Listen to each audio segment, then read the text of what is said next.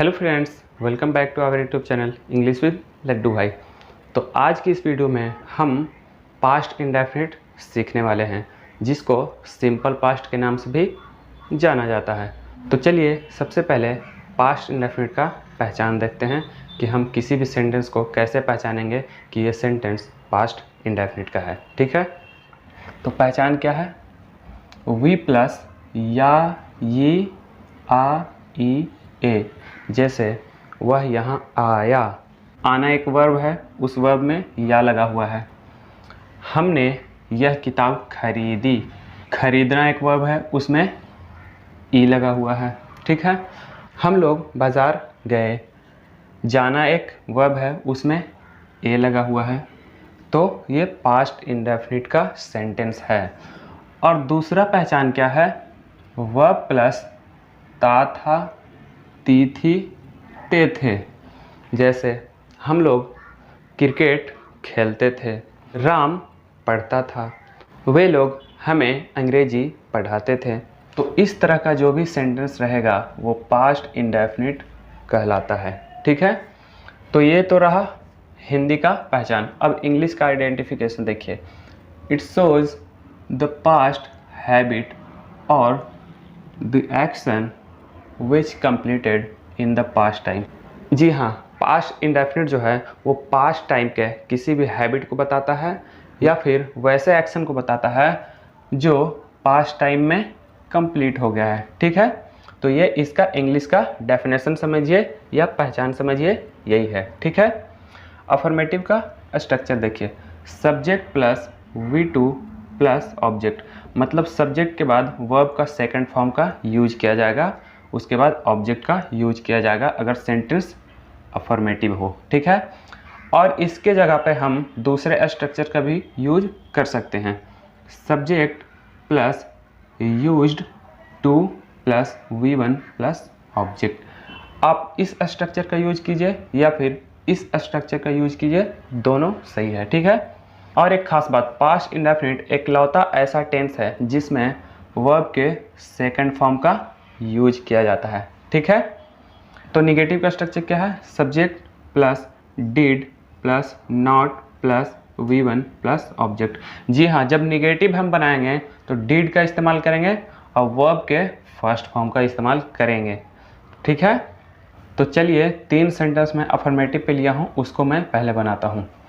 वह मुझ पर विश्वास करता था, यहाँ पे ता था मिल गया, यहाँ पे ता था लिखा हुआ है। विश्वास करना एक वर्ब है, विश्वास करना एक वर्ब है। ठीक है, तो वह मुझ पर विश्वास करता था। He believed in me. He subject, believe का second form believed in me. He believed in me. और हाँ, मैं आपको एक बात बता देना चाहता हूँ, यहाँ पे क्या है? मुझ पर, मतलब बिलीव्ड ऑन होना चाहिए था, तो यहाँ पे मैं क्या लिखा हूँ? बिलीव्ड इन लिखा हूँ। तो बिलीव के बाद हमेशा इन प्रीपोजिशन का ही यूज होता है, ये आप याद कर लीजिएगा। ठीक है, तो ही believed in me, he believed in मी। अब इसको आप इस स्ट्रक्चर पे भी बना सकते हैं। He used to believe in me. ठीक है, me, he used to believe in me. वह मुझ पर विश्वास करता था। दूसरा एग्जाम्पल क्या है? मैंने उसे दावत दिया। दावत देना एक वर्ब है, उसमें या लगा हुआ है। ठीक है, तो इसको ट्रांसलेट कैसे करेंगे? आई इनवाइटेड हिम। हिम, आई इनवाइटेड हिम, मैंने उसे दावत दिया। तीसरा एग्जाम्पल क्या है? राम ने श्याम को पत्र लिखा। Ram wrote a letter to Shyam. Write का सेकंड फॉर्म रोट होता है। ठीक है, Ram wrote a letter to Shyam. Ram wrote a letter to Shyam. Ram ने श्याम को पत्र लिखा। अब निगेटिव पे मैं 3 सेंटेंस लिया हूँ। वह यहाँ नहीं आता था। He did not come here.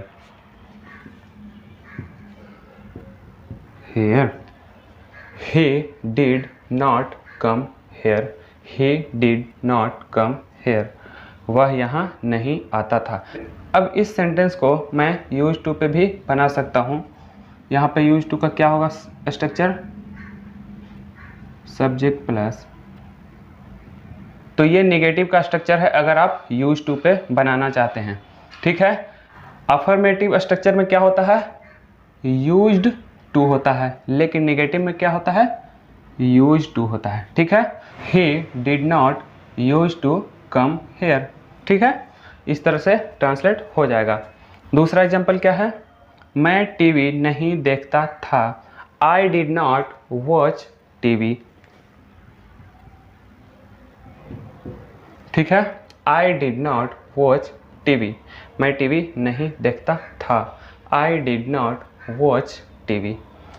तीसरा एग्जाम्पल क्या है, वह गलती नहीं करता था, he did not make a mistake, he did not make a mistake, he did not make a mistake, he did not make a mistake, वह गलती नहीं करता था। तो अफर्मेटिव और नेगेटिव को स्ट्रक्चर के अकॉर्डिंग कैसे ट्रांसलेट किया जाता है ये हम सीख गए। अब चलिए देखते हैं इंट्रोगेटिव जिसमें सवाल किया जाता है और इंटरनेगेटिव जिसमें सवाल के साथ साथ नॉट भी लगा रहता है, उसको कैसे ट्रांसलेट करते हैं। तो आइए देखते हैं इंट्रोगेटिव और इंटरनेगेटिव का स्ट्रक्चर क्या होता है और उसे कैसे ट्रांसलेट किया जाता है।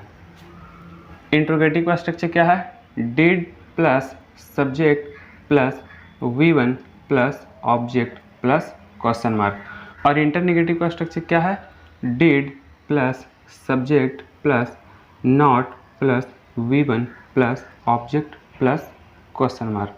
जी हाँ, सिर्फ अफर्मेटिव में वर्ब का सेकंड फॉर्म का यूज किया जाता है, बाकी negative, interrogative, internegative, WH question affirmative और WH क्वेश्चन निगेटिव, ये जितने भी हैं सभी में वर्ब का फर्स्ट फॉर्म का यूज किया जाता है। ठीक है, तो चलिए पहला एग्जांपल देखते हैं। क्या उसने तुम्हें गाली दी, did he abuse you, did he abuse you.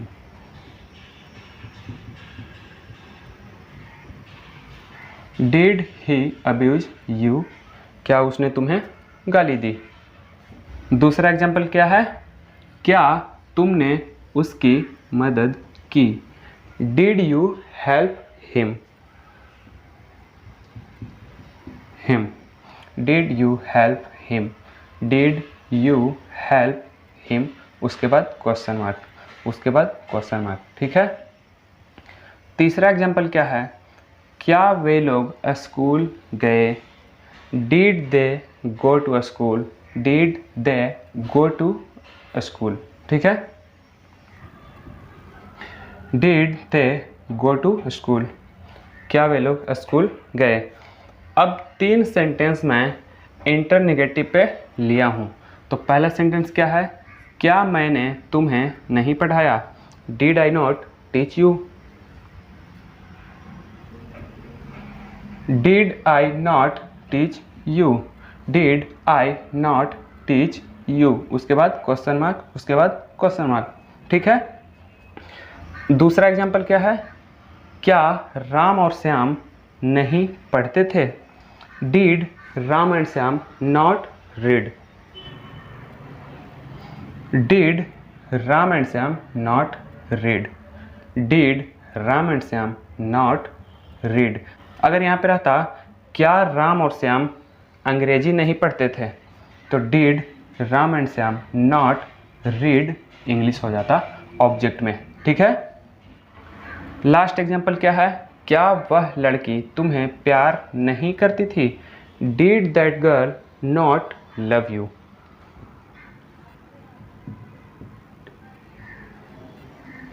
Did that girl not love you, did that girl not love you. क्या वह लड़की इसमें सब्जेक्ट है, इसलिए दैट गर्ल सब्जेक्ट लिखें, उसके पहले ऑक्सिलरी वर्ब डिड का यूज किए, क्योंकि पास्ट इंडेफिनिट का ऑक्सिलरी वर्ब जो होता है डिड होता है। ठीक है, तो did that girl not love you, क्या वह लड़की तुम्हें प्यार नहीं करती थी। तो इंट्रोगेटिव और इंटरनेगेटिव कैसे ट्रांसलेट किया जाता है ये भी हम देख लिए। अब देखते हैं WH क्वेश्चन अफर्मेटिव और WH क्वेश्चन नेगेटिव कैसे बनाया जाता है, कैसे ट्रांसलेट किया जाता है।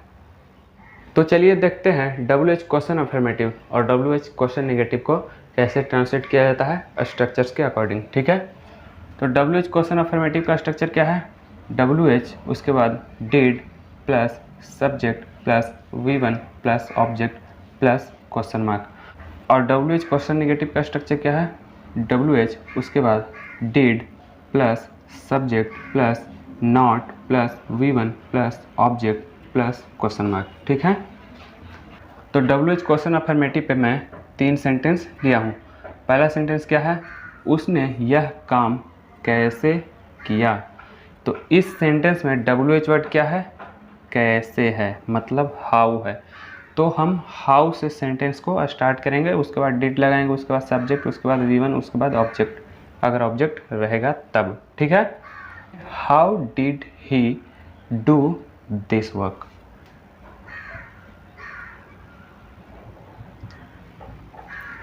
How did he do this work, उसने यह काम कैसे किया। ठीक है, दूसरा एग्जाम्पल है, तुमने उसे क्यों बुलाया। तो इस सेंटेंस में WH वर्ड क्या है, क्यों है। तो हम सेंटेंस को वाई से स्टार्ट करेंगे, मतलब why did you call him.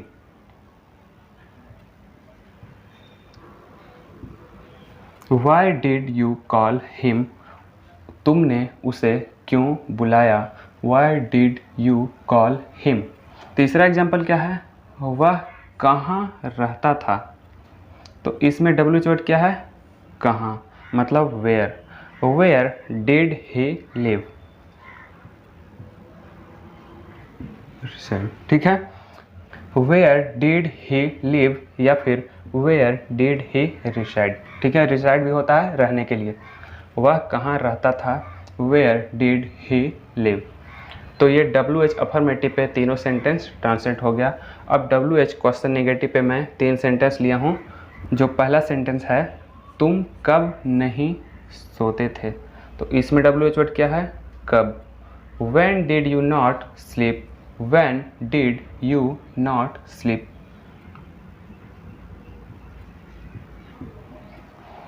When did you not sleep? तुम कब नहीं सोते थे। When did you not sleep? दूसरा एग्जाम्पल क्या है, राधा कैसे नहीं नाचती थी। How did Radha not dance? How did Radha not dance? How did Radha not dance? Radha कैसे नहीं नाचती थी। ठीक है, लास्ट एग्जाम्पल क्या है, वह कहाँ नहीं गया। Where did he not go? Where did he not go? Where did he not go? Where did he not go? वह कहाँ नहीं गया। तो पास्ट इंडेफिनिट को 6 तरीके से स्ट्रक्चर के अकॉर्डिंग कैसे ट्रांसलेट किया जाता है ये हम बहुत ही आसानी से सीख गए। तो अब चलिए हम पास्ट इंडेफिनिट का स्पेशल स्ट्रक्चर्स भी देख लेते हैं। तो ये है पास्ट इंडेफिनिट का स्पेशल स्ट्रक्चर। ये अफर्मेटिव है और ये नेगेटिव है, ये दोनों स्पेशल स्ट्रक्चर्स हैं। ठीक है, तो अफर्मेटिव स्ट्रक्चर पे मैं 2 एग्जाम्पल लिया हूँ। पहला एग्जाम्पल है, तुम्हें अंग्रेजी कौन पढ़ाता था। अब इस सेंटेंस में हमको ये नहीं पता चल रहा है कि सब्जेक्ट क्या है। तो अगर यहाँ पे रहता तुम्हें अंग्रेजी राम पढ़ाता था, तो राम सब्जेक्ट हो जाता, क्योंकि इस सेंटेंस में पढ़ाने का काम राम करता, क्योंकि सब्जेक्ट वही होता है सेंटेंस में ना, जो कुछ काम करता है सेंटेंस में। तो पढ़ाने का काम राम करता, तो राम सब्जेक्ट हो जाता। लेकिन यहाँ पे हम सवाल पूछ रहे हैं कि तुम्हें अंग्रेजी कौन पढ़ाता था, मतलब जो पढ़ाता था सब्जेक्ट वही है, तो कौन जो हुआ वो सब्जेक्ट हो गया। तो कौन को क्या बोलते हैं, हु बोलते हैं। Who taut you English.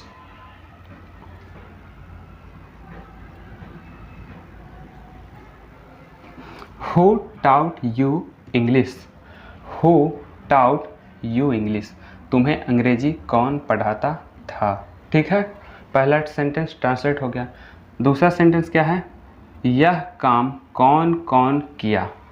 मतलब इस सेंटेंस में एक से ज़्यादा लोग हैं, कौन कौन की बात हो रही है, मतलब कौन कौन इस काम को किया, यह काम को किया। ठीक है, अगर यहाँ पे रहता कि यह काम राम और श्याम किए, तो इस काम को जो करने वाले होते हैं वो राम और श्याम हो जाते हैं, मतलब राम और श्याम सब्जेक्ट हो जाते हैं। ठीक है, तो यहाँ पे हम सवाल पूछ रहे हैं कि यह काम को कौन कौन किया, मतलब जिसके बारे में बोल रहे हैं वही सब्जेक्ट है, मतलब कौन कौन सब्जेक्ट है। तो कौन कौन को हु ऑल बोलते हैं। हु ऑल डिड, डू का सेकंड फॉर्म डिड होता है। ठीक है, तो who all did this work,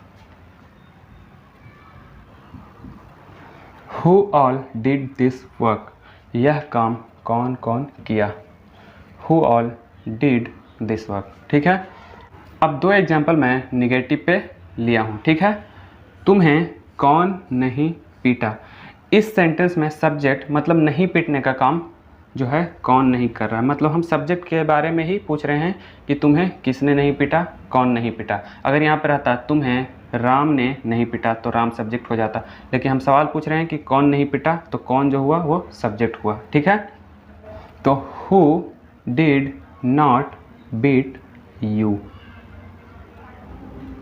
you, who did not beat you, who did not beat you. और एक खास बात, डिड नॉट की जगह पे आप डिडंट का भी यूज कर सकते हैं, जिसको लोग डिडंट भी पढ़ते हैं और डिडंट भी पढ़ते हैं, जो कि ये वाला होता है।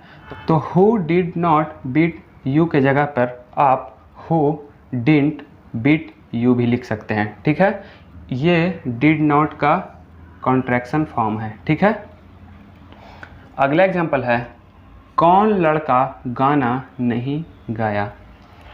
तो हम सब्जेक्ट के बारे में ही पूछ रहे हैं कि कौन लड़का, मतलब कौन लड़का जो हुआ वो सब्जेक्ट हो गया।